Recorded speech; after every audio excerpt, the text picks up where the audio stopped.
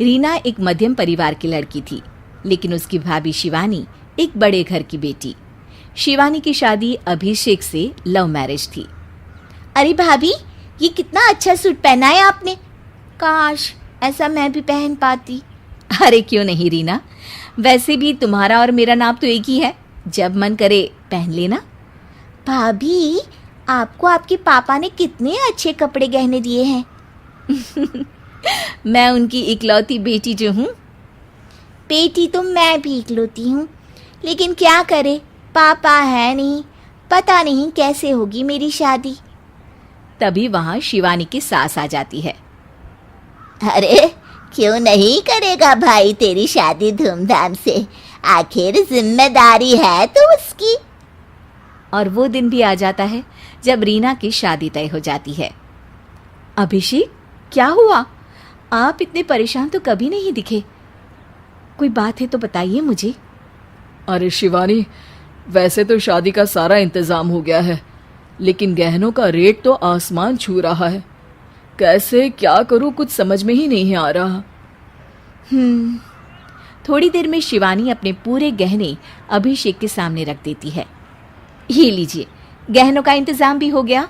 अरे नहीं नहीं शिवानी, मैं ये गहने किसी हालत में भी नहीं ले सकता।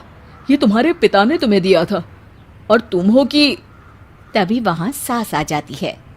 अरे तो क्या हुआ, इसकी तो हो गई ना शादी, अब किसे दिखाने हैं इसने गहने। सास गहनों का डिब्बा शिवानी के हाथ से लेकर वहां से चली जाती है। रीना की शादी धूमधाम से होती है और अब वो बड़े घर की बहू बन जाती है। वहीं रीना की शादी के बाद शिवानी और अभिषेक उसकी शादी के कर्जों से डूब जाते हैं।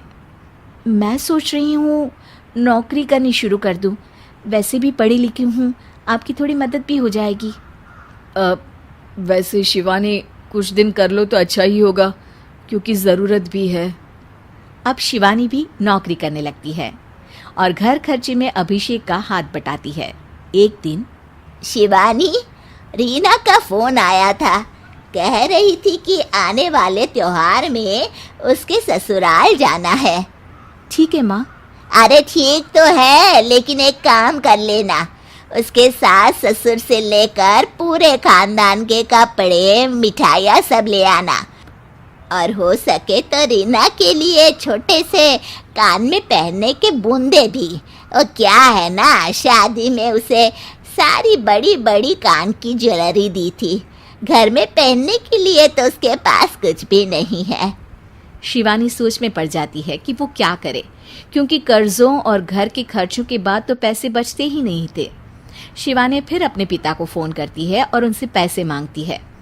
देखो शिवानी, मैंने तुम्हें शादी के वक्त ही मना किया था कि ऐसे घर में शादी करनी ही नहीं चाहिए।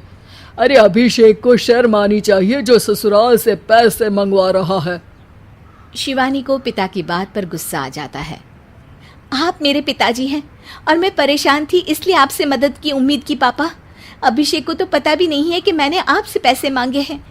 शिवानी सोचती है कि वो अभिषेक से बात करे, लेकिन फिर उसे लगता है कि वो टेंशन ले लेगा। तभी शिवानी की नज़र हाथ के कंगन पर पड़ती है।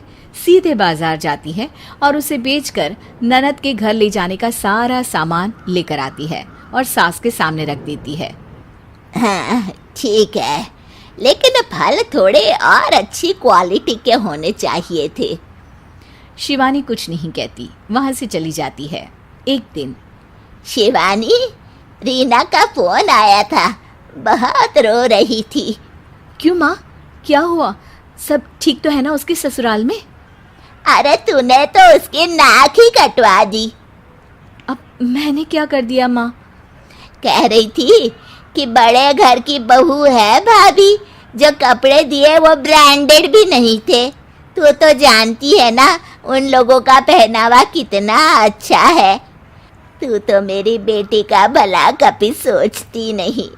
हाय भगवान, अरे बड़े घर की बहू है, इसी बात की जलन है ना तुझे? लेकिन याद रख, मेरी बेटी का सोचने के लिए भगवान है, तुम लोग कभी उसका बुरा नहीं कर पाओगे। अब शिवानी के मन में सवाल था कि क्या ईश्वर सिर्फ रीना के साथ है, उसके साथ नहीं, लेकिन उसे सुकून था कि वो अभिषेक के साथ उसकी जिम्मेदारियों को निभाने में बराबरी की हकदार है। शिवानी वहां से चली जाती है। वो सास से कुछ नहीं कहती, क्योंकि अमीर घर की बहू बनकर रीना को भले ही सुकून ना हो, लेकिन गरीब घर की बहू बनकर शिवानी खुश है, क्योंकि खुशी पैसों से नहीं परिस्थितियों पर निर्भर करती है।